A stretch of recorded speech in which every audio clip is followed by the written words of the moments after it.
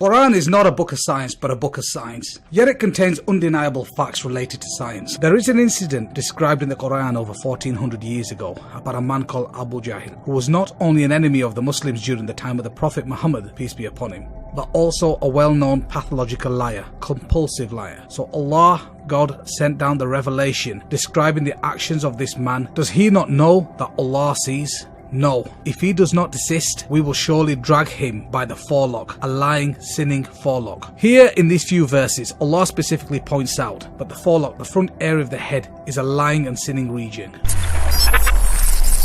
The human brain is not only one of the most important organs in the human body, it is also the most complex. The brain is divided into four major sections known as lobes. The frontal lobe, the occipital lobe, the parietal lobe, and the temporal lobe have different locations and functions that support the response and actions of the human body. Here is a breakdown of each of the four lobes and some of the functions they have. The occipital lobe receives visual information, interprets colour, shape and distance. The temporal lobe is responsible for memory and new learning, receives auditory messages, understands spoken language and rhythm, controls how things are ordered and categorized, some visual perception. The parietal lobe, responsible for visual attention, touch perception, monitor sensation and body position, control reading, face recognition, understanding time, goal-directed voluntary movements and manipulation of objects. And then there's the frontal lobe, which is responsible for conscious thoughts, concentration, perseverance, judgment, attention span, impulse control, which is self-monitoring, and supervision, problem solving, organization, critical thinking, forward thinking, ability to feel and express emotion, empathy, memory for habitats and motor activities.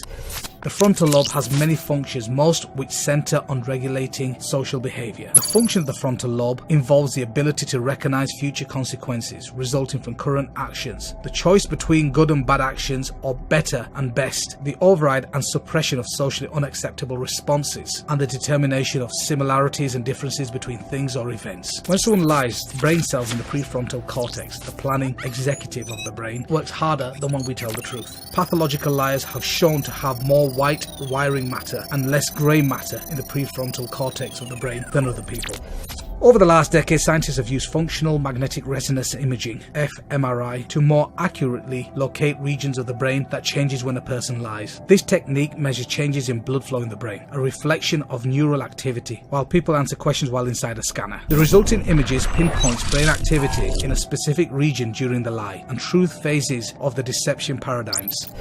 Although several brain areas appear to play a role in deception, the most consistent findings across multiple fMRI studies is that the activity in the prefrontal cortex increases when people lie. The prefrontal cortex, situated just behind the forehead, is a collection of regions responsible for executive control, the ability to regulate thoughts or actions to achieve goals. Executive control includes cognitive processes such as planning, problem solving, and attention, all important components of deception. Dishonesty requires the brain to work harder than honesty, and this effort is reflected by increased brain activities.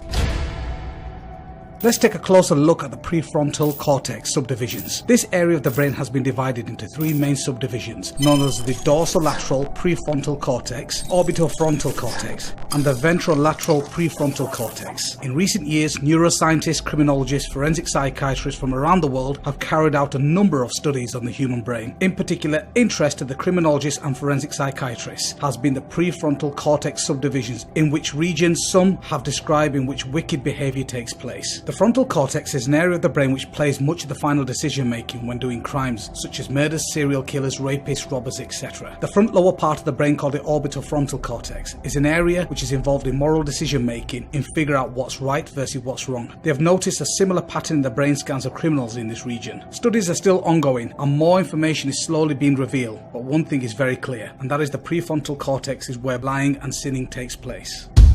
Does he not know that Allah sees? No. If he does not desist, we will surely drag him by the forelock, a lying, sinning forelock.